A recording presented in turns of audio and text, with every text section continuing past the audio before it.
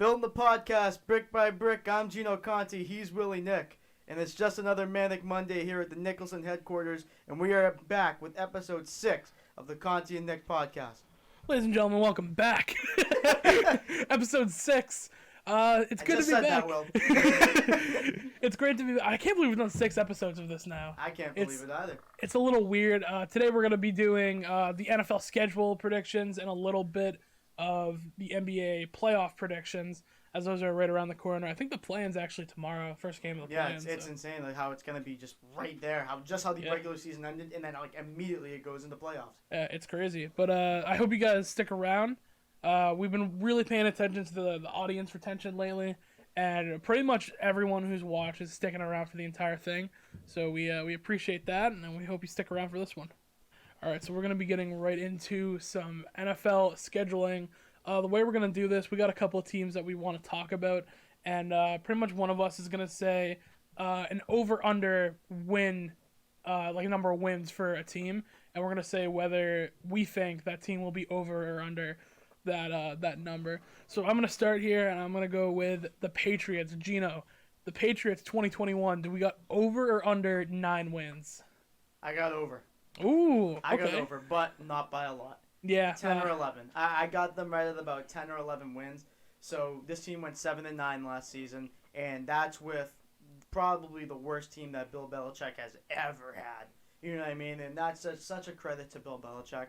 Okay, that just tells you how great of a coach he really is, that he was able to win 7 games with that team. Now that he has all this ammunition that he got through free agency, that he got through the draft, because I think that the Patriots had a really, really good draft. Ramondre Stevenson, I don't know who predicted that one. Wink, wink. But I think that with all these new acquisitions, I think that Bill is in prime position to be able to win more games. I don't see them with Cam Newton, because I do think now that Cam Newton, it's looking more and more he's going to be the starter this season. I think that there's a certain ceiling that this team can hit. But I definitely think that he's going to perform better with the weapons given around him and just his overall scenario in general. I think that they're going to be, I'd say, 10-11. I'd say max 13 wins. At max. That's like best case scenario. Yeah, no, I feel there. It does feel like the Patriots definitely got better, but it doesn't feel like anything crazy. I still think the Bills are probably going to win the AFC East and will probably be a wild card team. I think it's going to be a dogfight. I would not be surprised, Will, if the Dolphins win the division. I wouldn't either. I like the Dolphins this year. Yeah, because you said that they were drafted the best, right? I still give them the best draft grade overall. Yeah, so I think they got Jalen Phillips, they got both Jalen's, Phillips and Waddle, quite possibly the best receiver and quite possibly the best edge rusher. I mean, I think Azeez Ojulari is the best edge rusher, but Jalen Phillips is right up there too. I mean, it was definitely a neck and neck debate. Yeah, it was a throw up. All right, so the next team that Will and I are really intrigued about, the New York Jets. They obviously underwent a lot of changing during the offseason. According to Will Nicholson, they cannot draft, period. But I think they actually had a very damn good draft. They got Robert Saleh, who is well known to be one of the best motivators, making something out of nothing. Coaches, someone who really has a lot of promise, who has a lot of stuff to be excited about. So the Jets are obviously always in purgatory. I think that we got to keep the bar low for now until we see what Saleh can do as a head coach. Over under, Will, 5 wins for the New York Jets. You know what? I hate to do this because, don't get me wrong, I love how they drafted. I think that Zach Wilson has one of the highest ceilings as the quarterback. He just needs to grow. And, I think he can do that, but not in the first year. I love Elijah Vera-Tucker, but he's not going to change you immediately. And I love Elijah Moore, but we're going to have to see with that. So I do have them being under 5 wins here. I think their schedule, especially in the middle, gets a little tough. So I'm going to go under 5 wins here for the Jets, but it doesn't feel like a regular Jets season. I will say that. Yeah. Where the Jets are going in and we're they're going to be bad because they're a bad team. I don't think that this team is ready to be good yet. You're going to have a rookie quarterback. You're going to have a rookie head coach. You're going to have a whole bunch of young players still kicking it over there. So I think that, they're not going to be a 5-win team, but there definitely is hope there to get better. You don't think they could, like I said, say if Robert Saleh, because like I said, he's known to be a really good motivator. He's known to be somebody who can really get the most, something out of nothing, like I've said. You don't think they could eke out 7 or 8 wins if they really best case scenario? I don't think so. I think the AFC is for real this year in general, and specifically the AFC East. I think either of those teams, except the Jets, could win the division realistically. The Patriots probably have the lowest chance, but it's possible depending on wins they take up. If they beat Tampa, that's a big snag win. And overall, I just don't think there's any shot. The Browns are going to be really good this year. Everyone's going to be most teams are going to be really good in the AFC East, and most of the teams that they play in the AFC. So I don't really see them go over 5 wins here, but this isn't a throwaway season for the Jets. If Zach Wilson balls out and maybe like all these younger pieces ball out as well, they still don't win games. I'll take that as a win for the Jets. Cool. Yeah.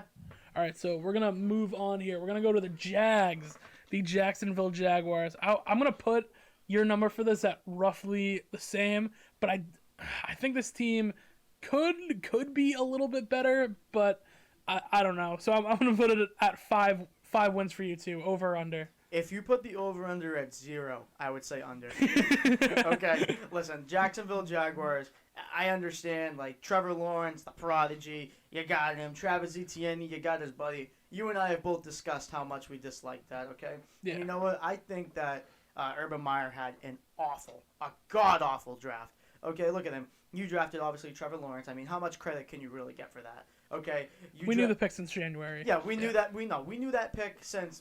Like he was born, he came out the womb. He already the number one, baby. Yeah. He came out the womb. The Jags already had the contract pre-made. Okay, pretty much. Yeah, but then you drafted Travis Etienne. Once again, I'll say we both hated that pick. Yeah. Okay, they in the second round they drafted Tyson Campbell. He's like a developmental corner out of Georgia, and that's just somebody who right now you can't really you just not a good fit, not a good scheme from what I see at least. Too much. He's very high risk and very he could be a high reward, but I think he can also be a boomer bust. Do you know what I mean? And then Walker Little in the third round, offensive tackle out of Stanford. That man has not played in 3 years. He hasn't played in 3 years.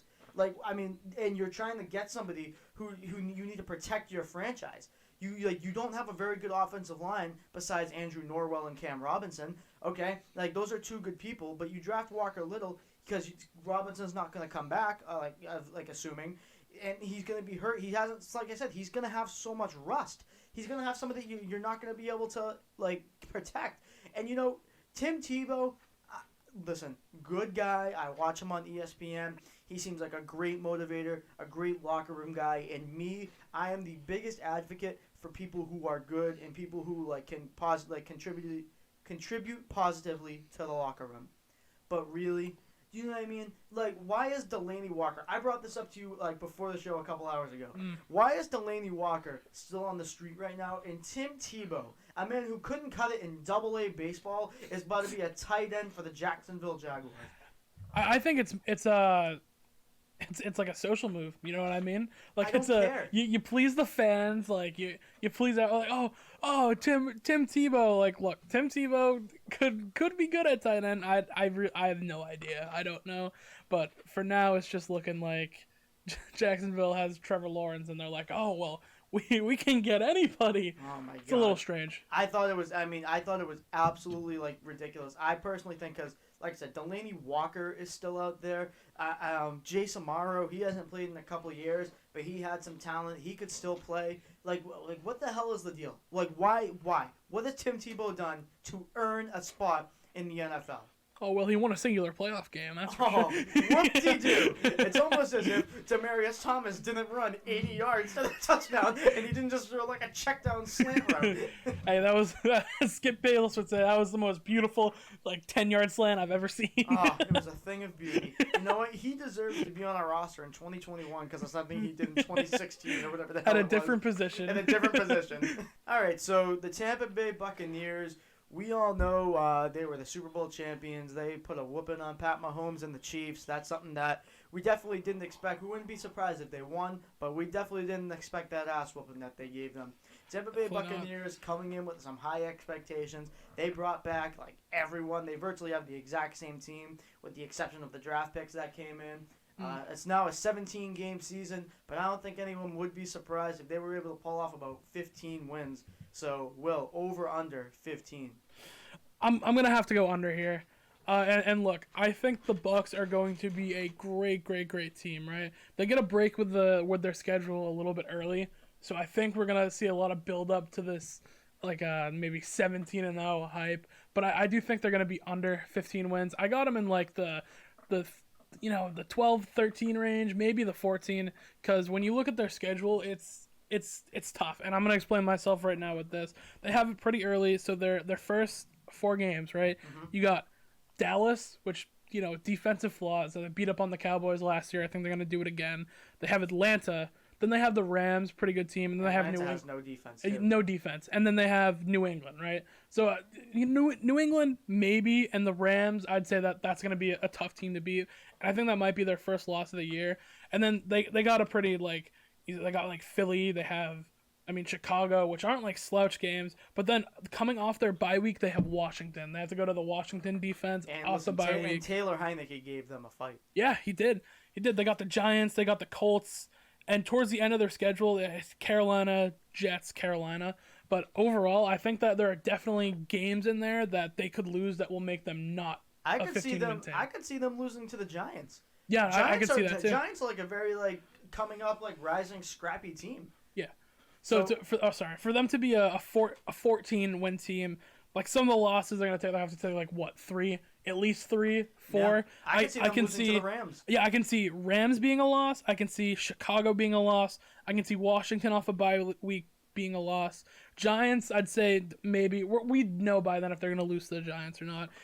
Indianapolis, I could see as a loss. Buffalo, and then from there it's Carolina, New York, Carolina. So I see them as a 12-win team, because I don't think, or not, sorry, a 12-win team, more like a 13-14 win, maybe 12 if they lose some of those games, because they're not going to lose all of those games, but there's definitely games that I think that they're too good of teams to be like, oh, that's a win. Yeah. 15 wins right here. Yeah. The only teams they're going to lose to, Chicago and Buffalo. No. So the one thing I will say about Tampa right now, I'm a little concerned about them. I can't lie. And I understand it's Tom Brady, who's known it all. He's seen it all. There isn't a certain defense or certain offensive scheme that this man hasn't seen.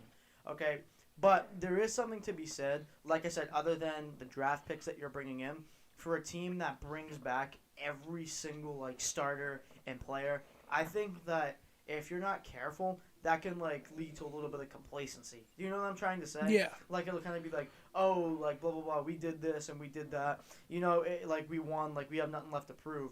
I think that can be potentially dangerous.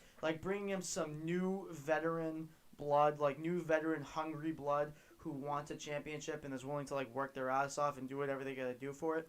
I think that's definitely something that they should have done in the offseason. And like I said, I understand how much more can you really improve this Tampa Bay team. Off a Super Bowl team. Yeah, off a Super Bowl team. Every team has their holes, but this one you really didn't see a lot. Do you know what I mean? I think that, like I said, just bringing in some veteran, hungry, championship hungry veterans, someone who's willing to work their ass off because they might not have a lot of time left. I definitely think that could have been something that they definitely should have done. So me personally, I also have them at under. But I could see them winning, I'm with you, 13-14. Yeah, trust me, I wouldn't be surprised at all if they won 15 games.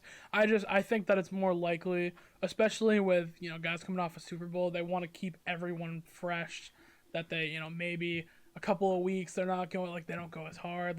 Maybe they don't go as hard in one of the Carolina games and Sam Darnold is crazy or something. I don't know, but I think it's definitely a team possible. Catches them on an off night. Exactly. Yeah. I think it's definitely possible for them to win 15 games. I don't think it's likely. I think they play a lot of good teams, especially in the NFC, and a lot of the AFC games. I got New England, Buffalo.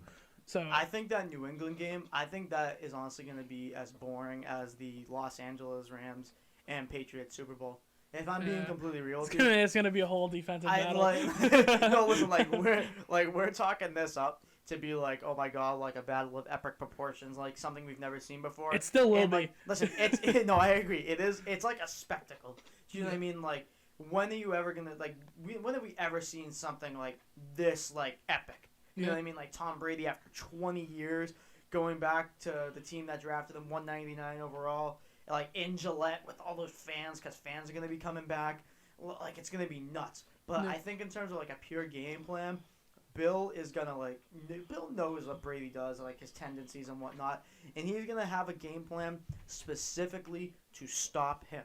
You know what I mean? So Sure. I that's what I see happening personally. Quick tangent. You think Mac Jones will be starting by that time to play in that Tom Brady versus That was Belichick week game? 4, right? Week Yeah. 4. I don't think so. I don't think so either. I really don't. I mean, it would be like a pretty cool story Yeah. because you're thinking about it, like Cam Newton, like he let's just say he sucks for the first 3 weeks, and then like against Tom Brady, the kid is announced like before the week starts that he's making his debut. That sounds as Woo! Belichick as That'd be Belichick something. gets, huh? No, and oh my god, that would like just add even more like flame to this fire. Do you know what I mean? And I would love it. I don't think it's gonna happen, but I would love it if Mac Jones started week 4. Definitely, me too. So we're gonna move on to the Packers, Gino's favorite team of all time. This is his favorite quarterback. a topic that we have not discussed ever in any podcast in any sort of format. So I like that. We love the Packers. No, but so we have the You Green Bay don't. Packers. I don't love the Packers. We gotta figure out how we're gonna do this. Are we doing with Aaron Rodgers? Or are we doing without Aaron Rodgers? Or either wanna way, do are you gonna both? say the same thing? we can do Okay, both. all right, yeah, we'll do both. So I'll set the bar with Aaron Rodgers, 12 wins over under. Over. Okay, with Over. Definitely over. I mean, they've went 13-3 consecutive years. I mean, regardless of if his head is into it or not, Aaron Rodgers is literally, like I said, the most talented quarterback to ever play the game. I mean, and that, like, his talent is not going to go away. I mean, unless he really does go under some decline because of his age, which I don't predict will happen. But, like, unless, like, something very unforeseen happens, I don't see this team winning any less than 13 games. I'll predict, like, a 13-4, like, because it's 17. It's weird to say now, like, with the 17 games, isn't it? yeah, it Like, is. I have to, like, adjust my brain after, like, Yeah, all me the too. years I've been doing it. I could definitely see them going 13-4, 14-3 with Aaron Rodgers. So, what's your over/under for without? Okay, so without, I'm gonna set it a little bit lower, just because you're losing Aaron Rodgers, one of the best quarterbacks ever. So I'll set it at we'll go with 7, over under 7 wins with this team. But let's say like Jordan Love comes in and is their quarterback if Aaron Rodgers is traded. You would love that. So, what'd you say, 7? 7. So, over/under, I'd have to say slightly over. Yeah. Ooh, Slightly over. Really? I'd say 8, like I say, 8-9. You know what I mean? Like the same thing kind of with the Patriots. Like, not like over like Super Bowl champions, but definitely just maybe 1 or 2 wins. Because like I explained last week, I won't go over it again because you can just tune into last week's episode. The scheme is there for most quarterbacks, most professional quarterbacks to succeed. They make it so the easy throw is always there, is always like available and ready for you to take. And they make it so if you don't want to take the check down, if you're feeling a little like testy, then you can take the deep shot. You're smirking. What is it? I was just gonna say I'm gonna look really bad if Jordan Love comes in and like makes them a wild card team. Oh my god! It'll look real bad. I cannot wait. If that happens, I cannot wait. We like the whole episode. I swear, folks, if that happens, this like that whole entire episode that week will just be a Willie Nick roast session. It'll be like when every time like Shannon Sharp has said that Tom Brady is gonna lose in the playoffs, Skip. and Skip Bayless comes in with like a Tom Brady jersey. It'll be like that. Gina's gonna walk in here with a Jordan Love jersey. I will. I don't even know if they sell those because he doesn't play at all, even in blowouts. But it's God, fine. the guy he has to get the shots in. Jordan Love, no matter what. Jordan Love. All What a right, guy. so we're talking the Buffalo Bills here. So the Buffalo Bills definitely came out as the favorites in the AFC East last season. They proved far and away to be the best team, and they made it to the AFC Championship game in in a very competitive game against the Kansas City Chiefs that came down to the wire with Chad Henne. Or was that the Browns game with Chad Henne actually? Or was that the Bills game? I think that it might have been the Browns. Whatever. Oh, wait, At I know one point what in the you mean. playoffs, Chad Yeah. Henne was making amazing goddamn plays, Yeah. which is absurd. But so it was a very competitive game in the AFC Championship game. I think that the Bills are going to maintain that level of greatness. I don't think that they're going to cool down by any stretch of the imagination. Greg Rousseau is a good pick. Will, what do you think? Over, under 13 wins? Over. Over, wow. Over. Okay. So I'm looking at their schedule right now, and oh man, there's only like it's the same thing with the Bucks where they could lose some, but there are far less games, and also I think the Bills are going to be a fantastic football team this year. I think personally that this could be their Super Bowl year since like Wow, the really? 90s when they went like 4 times and lost. I think Missing field goals. yeah, stuff like that. But I really have this team being a Super Bowl contender. I think they're going to be a great team. I think that they're a team where I would project like 14, 15 wins, maybe even like higher depending on how some of these games go. Because you take a look at their schedule, there's a couple of games where I'm like, okay, those are going to be tough. If I want to throw Washington in there, you're like, yeah, sure, Washington. But I even just then, want to be clear. Like, Washington at the end of the year might not have the best record, but you know if they lose, they are not getting blown out. Exactly. I don't think they're getting blown out. They are like I don't think they're gonna lose a single game by more than 2 touchdowns this season. I think they are gonna win that Washington game though. You go through the schedule. They start off Pittsburgh. I just got off it. Pittsburgh, Miami, Washington, and Houston. Those are their first 4 games. The only easy one is Week 4 against Houston. I don't think so. I think all right. Miami, I think is going to be a good team, but I think that they're better than Miami. I think that's going to be their first real challenge. I think they're going to blow Pittsburgh out Week 1. Then you got Washington. Houston is going to be a breeze. The other game that I think is going to be tough for them is Week 5. They're at Kansas City, which I think that's a revenge game. That is a revenge game. I think that could be their L though. They're in Kansas City in September. Andy Reid. You've heard Andy Reid's one of the best September coaches in the league. So that's going to be a tough one. That's actually early October, my bad. But still, it's in Kansas City. And going through the other games that are tough is they have Indianapolis. Indy's one of the most well-rounded teams in the league. That's a tough team. And then they have Tampa. And then they close out Carolina, New England, Atlanta, Jets. So I think the Bills got a beautiful break with their schedule. Yeah, at the end of the season, they definitely have like some games that are winnable. I think that Atlanta, like, obviously, Kyle Pitts is like some generational tight end. I mean, what does he do for the defense? I like Richie Grant, their second-round safety. I think that he like is a really good field general. I'm very high on him. Shout out Mark Dewsnap, like the biggest Falcons fan I know. He was really mad at the pick, and when I gave him a broken down detail analysis, he's kind of starting to turn on to Richie Grant. I'm happy I was able to do that. But, I mean, I don't think Atlanta, like, just defensively, I think they're atrocious. So. Yeah, no, I remember in my early mock draft, I had Atlanta taking Micah Parsons. You did, yeah. Because I thought he was the best defensive player in the draft. They're like, no. Yeah. Kyle Pitts. Yeah. Okay. I mean, you can't really fault him for it, though. I can't. He's going to be great, point, I think. It's like best player available. You know what I mean? Yeah. No, I feel that. Back to this Buffalo thing real quick. So there's 2 teams that I think are, like, great that they're playing, right? Kansas City, Tampa. Yeah. Those are the 2 teams where like those are I'll even say it, we'll say those are 2 L's, right? 15 wins. We're at 15 wins right now. Washington maybe 50-50 could be an L, and Indianapolis I think that one could be a win too. So realistically, it would be really tough. It would be tough. Looking at the schedule, there's like 4 games where I'm like, oh, that like if they're on their A game, like, oh, they could lose that. But every other team, I mean, I don't know. I think they're better than Tennessee. I think they're better than Washington. I think they're better than Miami and Pittsburgh. I think they're going to be a great team this year. Yeah. They got a tough break getting the Chiefs. No one likes to face the Chiefs in the playoffs. You got to get out of the AFC. Eventually, you're going to have to run into Kansas City. They are. And I think this is going to be the year that they do it. I really do think that the team is going to surprise everyone this year. Yeah, and you know something, too? Like, we all knew that Buffalo was good, like, the year before this one, like, 2 years ago. But last year was really, like, their breakout year. Do you know what I mean? This was one, like, the Buffalo Bills really put themselves on the map. They got that little taste of success, and come AFC title game, they failed. They came up short. And you know what? I think that's, like, they're going to be hungry. Do you know what I mean? They're going to be more, like, they're going to be chomping at the bit. Not only they're going to want that home field advantage in the AFC Championship.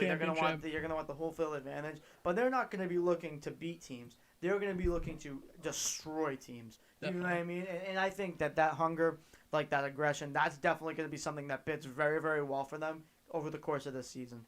Definitely. All right, we're going to move on to the Saints right now. The Saints obviously just lost Drew Brees, and we don't really know who their quarterback is going to be right now. My guess is probably Jameis Winston. I don't think it's going to be Taysom Hill. God, please don't let it be Taysom Hill. Don't let it be Taysom Hill. Let's say prediction wise that week 1 they come out and say, all right, Jameis Winston is our quarterback for the Saints. Over under 10 wins. I don't know. Even. Can I do Really? even? Yeah, you can do it. Like right on the dot 10. Yeah, right on the dot 10. Yeah. I really think so. I really think so. So, Jameis Winston, I mean, everyone wants to shit on him for his Tampa Bay year, but come on, like the man is like a shot taker. He's more of like a West Coast offense type of guy.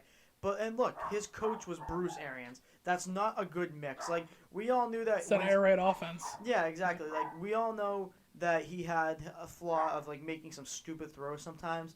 And Bruce Arians' offense is not designed for people who make stupid throws. Like his no risk it, no biscuit. You know what I mean? Like that is either you can hit the deep ball or you can't. And there's going to be some picks. I think that in both touchdowns and interceptions, Jameis Winston in that 30 for 30 year, his stats were a little inflated. You know what I mean? And he threw for about 5,000 yards. Like over 5,000 yards. He would think he's like top 10 in a season. Like he holds like a top 10 record in the season for like most yards ever thrown by a quarterback. Like that's crazy. And I think that with Sean Payton, he's an offensive genius. I'm not saying that Arians isn't, but offensive genius in a different way.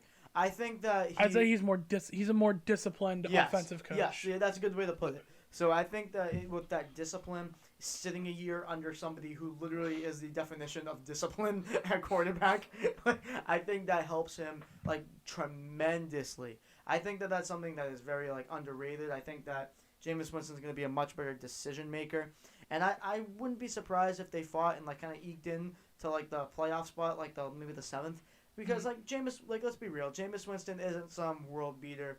He's not like a superstar. He's not an all-time great. But I do think that he could be someone who's good. Like had a nice throw versus the Bucs. Yeah, yeah. And I think that he could be like a good quarterback who on his best day looks great. Do you know what I mean? I think that in that offense with the weapons around him, I think that he could actually do some stuff. Yeah, I think this team is going to be pretty good. I honestly, if I had to do that over-under and it was at 10, I think I maybe would go under. Because I think this team is in cap hell. They got rid of it.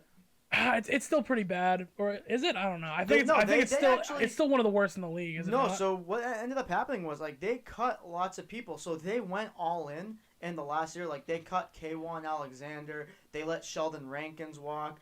They let Emmanuel Sanders walk, and he I think was on like a multi-year contract. Emmanuel Sanders actually went to the Bills, who we were just talking about. Yeah. So they let like a good amount of people walk, or they just cut loose to clear lots of dead cap space. Teron Armstead, I think, was his name. Yeah, like one of the like most underrated left tackles in the league. Like they just boop, see you later. You know, so they actually got under the cap. Like I don't think they have. That's fair. Yeah, but I don't think they have any cap to spend. Yeah, but they definitely don't have cap to spend. Yeah. And look, as much as we like to get on Drew Brees in the last year of his career and like call him like noodle arm or whatever, Drew Brees was still a good quarterback last year. It was time to hang it up though. It was obvious. Yeah, I mean he had nothing left. And you know what? For someone who has nothing left, like that's a sign of an all-time great though. For played someone pretty who good. has nothing left and he still played pretty damn good. Yeah. So I really think that Drew Brees has more of an impact that people are giving this team. Like, oh, they still have Kamara, they still have Thomas, like they still have all of these people, but you know you don't have Drew Brees anymore. Who he was towards the end of his career, but still have one of the best quarterbacks like ever on your team. Seriously. So I think that they're going to be under. I still think that they could be like a wild card team. They'd probably be fighting with like Washington to get into maybe that New game. York, the Giants. Yeah, it could happen. So that's where I got them like maybe a 9-10-ish win team depending on how things go. But I really do think that this team still is going to be competitive, but I don't think they're going to be as good as last year. Yeah, I agree. Like I said, I think it's going to be a little like less like watered down. Yeah. All right, so definitely the over-under, I think that was a really interesting conversation. But this is something that I personally have a very, very big problem with. I looked at the Sunday night football schedule, and I look at it, I'm like, all right, some good games, something that I'm like, some stuff I'm excited to see. But then there are some other ones where I'm just like, what the hell is this? And you think they learn, right? Yeah. Remember last year?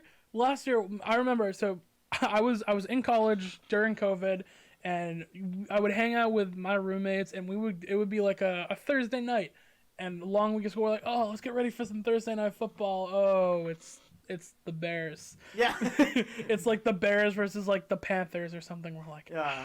come on. Yeah, It was seriously. Pittsburgh like 5 times. We're like, I don't want to watch any more Yeah. Steelers games. And you know what? And I really don't have like a big problem with like not two good teams getting like a Thursday night or maybe even like a Monday night game. I think that it kind of is without saying that Sunday night football is like the marquee game of the week. Do you know what I mean? Like on NBC, like the big music, the loud, like the commentators, like the best ones. Hey, like all the programming. I think it is like by far, without a doubt, like the biggest game of the week.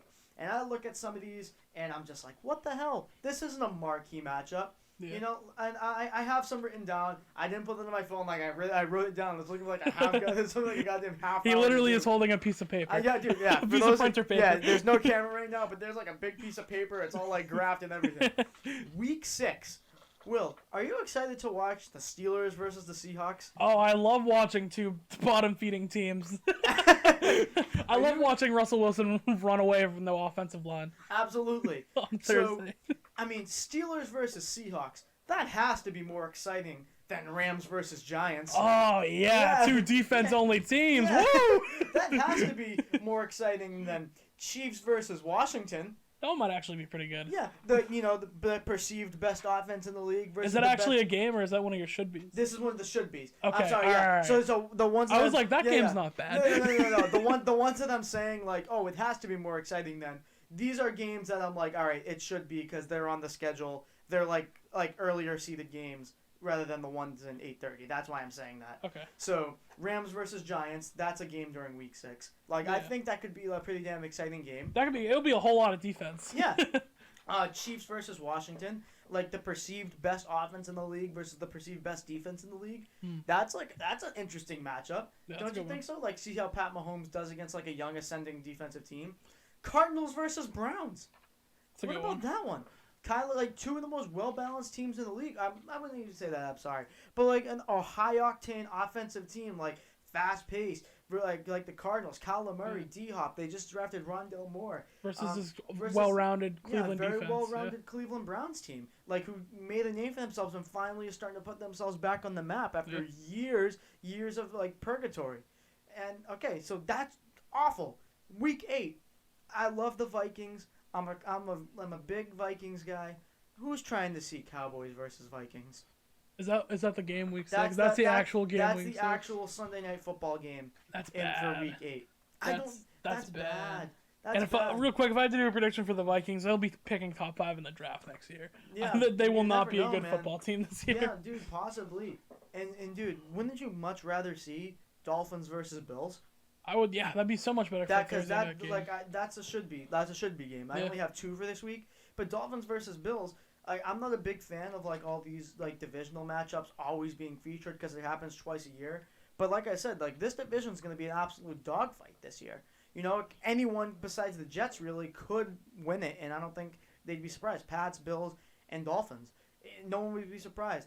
And what about this one? This is the only other one I have, but still, 49ers versus Bears.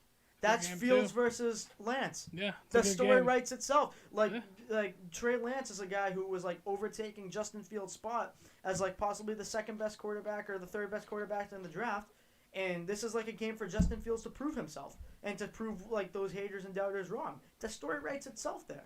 Do you know what I mean? Yeah, I get what you're saying. Obviously, like the NFL is trying to expand and be like, oh, let's put the Vikings on a primetime game. But I mean, it's tough because as fans, we want to see the best games. We want to see a wild card rematch of Washington versus Tampa. You know, we want to see, or was it the Chiefs? Sorry. Yeah. Chiefs okay.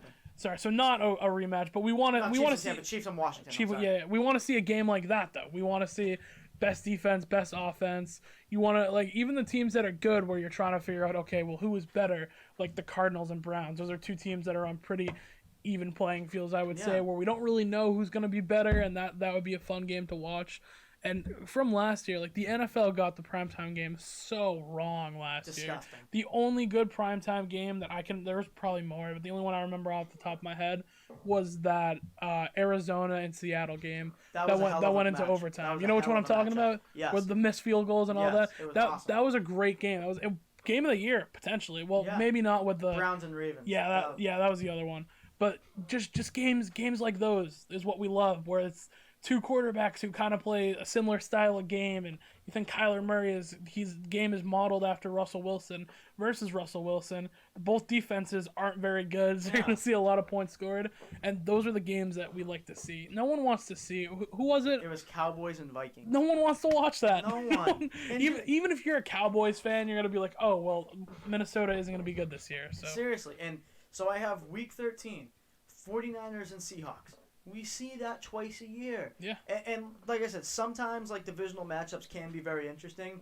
But, I mean, I don't really think a lot of people care about this one anymore. Yeah. This one was hot in like the early 2010s. I think it would be pretty obvious that's a 49ers win. Yeah, and exactly. So that's like the slated matchup. I have three here that I think could be better. Giants and Dolphins. Like two coaches from the Patriots tree. Do you know what I mean? Joe Judge versus Brian Flores. Two people who are known for building teams, like young, intriguing teams. I think that's a good one. Mm-hmm. Cardinals versus Bears, like a high octane offense versus like a defensive first team. I think that could be interesting. And then what about this one? Like this one, you might kind of like go at, but you know, Jags versus Ravens. I think that could be a good one. Look at it, like Trevor Lawrence. Like you have a good gauge by now of what he is. Let's see how he does against one of the best defenses in the league. You know what I mean? Against one of the best. That's fair, I guess. Yeah, like let's see. Like let's put this kid on the pedestal. Let's see what he can do against one of the best What was the original game for this week? Like the game that it is. Niners and Seahawks. Niners versus I don't know. Giants, Dolphins, See those are both kind of Jags and Ravens. Those are both kind of tough. First of all, the first two I like way better than that game, but the Ravens Jags one, I mean, I see where you're coming from there, and I think that could be a better game.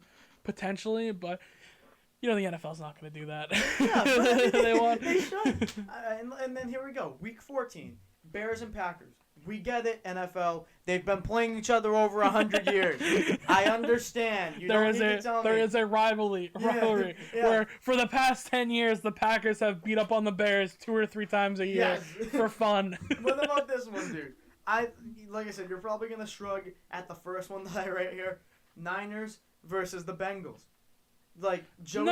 I can kind of respect Joey that B. And like I said, I don't personally like Joe Burrow's not my cup of tea. You know what I mean? But their offense should be good this year. But should be. That's the key word. Yeah. Yeah. Okay. But 49ers versus Bengals. I mean, Lance versus Burrow. I mean, two of the top quarterbacks of their draft classes. That's a big one. And then listen to this one. Bills versus Tampa Bay. That's not a primetime? That's not a primetime game. Why? Bills versus Tampa Bay is coming before Bears versus Packers. What the hell is that? I can't believe that, because they got so much flack last year because we were watching garbage games on Wednesday night, not Wednesday night, sorry, Thursday night, and now we're just like, fix it. Yeah, seriously. And the NFL's like, no. Nope. So, and then, sorry, I got one more for you. Like, one more week. Okay. So, we have Vikings versus Packers, week 17. Okay? That is the slated game. Oh, I have 4 plausible matchups here that I think could be good. Okay? Jets versus Tampa Bay. Let's see how Zach Wilson does against... Like I said, it's the same principle kind of as Jags versus Ravens. Let's see how the kid does against one of the best teams in the league. I can kind of respect that one. Okay, so Jets versus Tampa. What about Chiefs versus Bengals? I think Chiefs versus Bengals could be a good one. Could be, yeah. Yeah, I mean... Those you could throw in there, and those are arguable, but... Yeah, so that's one that you could argue. What about Raiders versus Colts? I think that would be a good one. Like, Raiders are always, they're not a team that will always make the playoffs every year, but they sure as hell, they'll fight most of the time. You know what I mean? And they put up entertaining games. Why not a game with them against, the most well-rounded team in the league? And then what about this one? Rams versus Ravens. See that's where That's- game should be. That's like the one where you look at it and go, yes. Yeah. Do you know what I mean? That should be the game of the week. Yes. And real quick, there are 9 teams here who do not have a primetime game. And I'd like to hear. Ridiculous. Dolphins don't have a Sunday Night Football game. That's absurd. Cardinals don't have one. Wait, really? They don't. They don't have a single primetime game. They do not have. Well, they don't have. When I say they might have like a Thursday night or a Monday night, Okay. but they don't have a Sunday night. Okay. Giants don't have a Sunday Night Football game. The Panthers don't have a Sunday Night Football game. The Broncos do not have a Sunday Night Football game. The Bengals, the Jets, the Jaguars. Did I say Eagles? No, you didn't. The Eagles don't have it either. So here's a couple of things with that. I can see some of the. Oh, can I see the list actually? Yes. I kind of do want to take a look at these. Yes. It's at the very bottom, right? It's at the side. Okay, so teams without a Sunday Night Football game. First of all, the Dolphins. There's a couple that are ridiculous on that. The Dolphins and the Cardinals most definitely should have a primetime game, especially like some of the ones you were saying those should be Sunday night primetime games. The Giants, they should get one. I can see the Bears, Jets, and Jaguars not having a Sunday primetime game, strictly because Sunday night's a tough window in the NFL. Yeah, you want the best game, and it's hard to put teams that you know are bad in there, so I kind of respect that. But with that same logic, why do the Dolphins and Cardinals? No, so I just want to take a look at that. No, you're good. You're good. When I heard this those wasn't two, some sacred list that no one couldn't touch. No. But that's ridiculous. It is absolutely ridiculous. When you said the Cardinals don't have, because you said what, like primetime or something, I was like, so prime time is to me. It's Sunday night. Thursday, Sunday, and Monday. Yeah. That's like prime time, because like that's a game where no one else, like there's no other game on but what you're seeing. There's no other television on, honestly. No, seriously. But dude, see that's my thing. Like I know what you're trying to say when you say like teams that can't be good or teams that won't be good right now. Like you can't put them in because it's a tight window. Yeah. But dude, like I don't understand it because you're hyping these guys up to be the future of the league. Yeah. Why not put them in that spot? Do you know what I mean? Like the NFL is essentially saying this guy's the future of the league, but unless you're on the local market, you can't see him. Pretty much. Do you know what I mean? Yeah. So why not just be like, hey, this is the guy. This is Trevor Lawrence. Here is why he is the future, and put him on that spotlight. And then it's good because if he does well, if he shines, you can play him more. And then if he sucks, see you later. See, I see Sunday Night Football as kind of the holy grail of games, right? Yes, that's what I'm saying. Sunday night should be the game of the week. And then oh God help me, when Carrie Underwood comes out to sing, woo baby. but like that's the holy grail, right? That is the holy grail of football games. The Sunday night, the primetime game. That's what you want. And I think it's hard to put those teams in there because like all right, like every team should have a primetime at one time, right? A good game.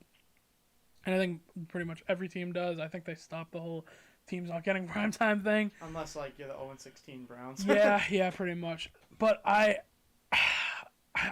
really don't understand some of those teams not getting in. Like, the Cardinals not getting in there. The Dolphins not getting in there is ridiculous. But, first of all, Sunday night should be a tight window. It should be hard to get into a Sunday night game. That means you earned it. Yeah, exactly. And it's hard to say that these... Because you want good teams, right? You want established teams where maybe like you want to see Trevor. I would prefer Trevor Lawrence on a Thursday than on a Sunday. You know what I mean? I guess. Just because Sunday you want to see like the best teams play, where you could maybe watch Trevor Lawrence on like Monday Night Football, Thursday Night Football, playing a good team. You know what I mean? On the ever exciting annual Titans versus Jaguars Thursday Night Football. I'm chomping at the bit for that one. Oh yeah, can't wait for that. But you know what I mean? Like Sunday should be the best game, and I think that the best team should be playing at that time. I got you. But besides like teams who maybe you get to see Joe Burrow. Or like Trevor Lawrence, but then you just watch their defense get lit up, and you're like, oh, okay, this game wasn't worth it. I get it. And like I said, there's two sides to it, and I understand both. But I mean, like I said, Will, you and I are here. We're here in like a basement recording a podcast right now, and there are people being paid top dollar to make schedules. I just came out with like games that would like some games that would be interesting, but There some were other definitely games that were better. Yeah, but Yeah. definitely like most games that were better than the one slated. How does that happen? It is ridiculous. All right, so we're gonna get into some NBA play-in. I get kind of the playoff predictions, except we're mainly just doing the play-in tournament. Just Some, really like, quick. general predictions. Yeah, some general predictions. So we're gonna start off in the East, 9 to 10. It's Pacers versus Hornets, and the winner of this game goes to like the play-in semifinal, I guess you can call it. Yeah, so the winner of this team. I'm sorry, the winner of this It's the match. winner of the 9-10 will play the loser of the 7-8. It's such like a complicated thing. Jesus We've already gotten to how much we dislike the play-in, but I mean it's more basketball at the end of the day. So yeah, I guess. But whatever. So the 9-10, I have the Charlotte Hornets coming out top in that Pacers Hornets game. Do you? So I have them going into the next round for that. Yeah, I usually don't like going against the Pacers, but I think at the end of the day, Gordon Hayward is gonna come back. He is slated to come back.